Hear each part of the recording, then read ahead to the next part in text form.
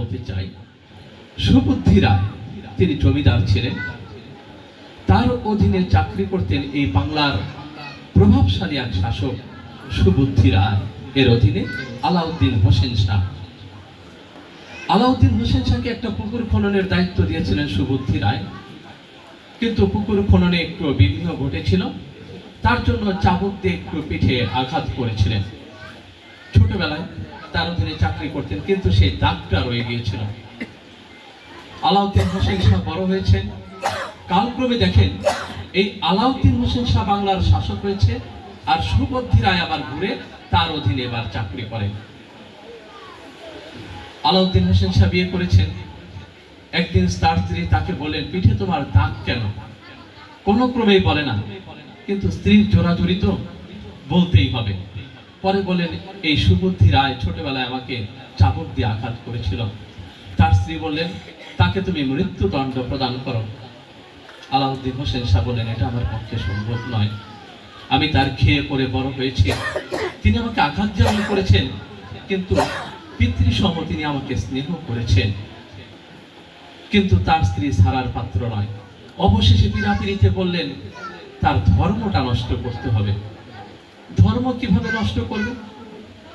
অবশেষে বললেন, উপায় বের করলেন, খুঁজে খুঁজে সবাই বললেন যে আমরা যে গ্লাসে জল খাই সেই গ্লাসে তাকে জল খাওয়াতে হবে।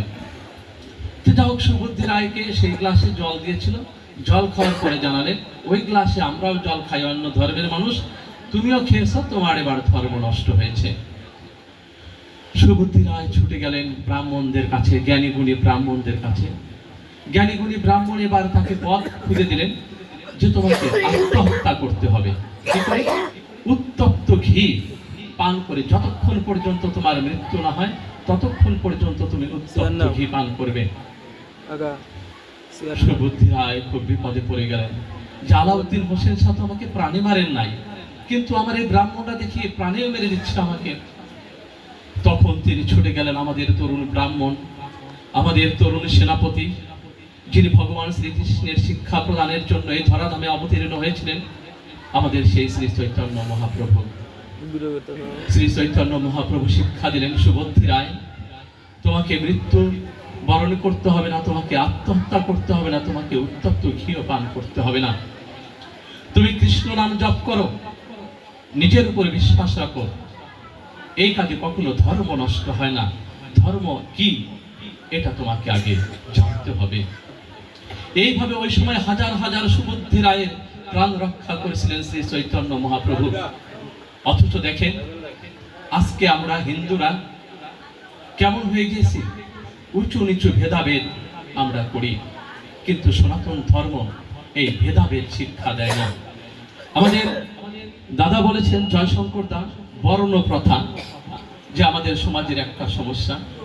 আমি বলি বর্ণ প্রথা সমস্যা না, সমস্যাটা হলো বর্ণ বৈষম্য। বর্ণ প্রথা থাকবে, মানুষে মানুষে পার্থক্য থাকবে, কেউ কোটি টাকা কামাই করবে, কেউ 200 টাকা ইনকাম করবে, এটা পার্থক্য, কিন্তু এটা কিন্তু বৈষম্য না। আসলে ব্রাহ্মণ ক্ষত্রিয় বৈশ্য শূদ্র বিষয়টা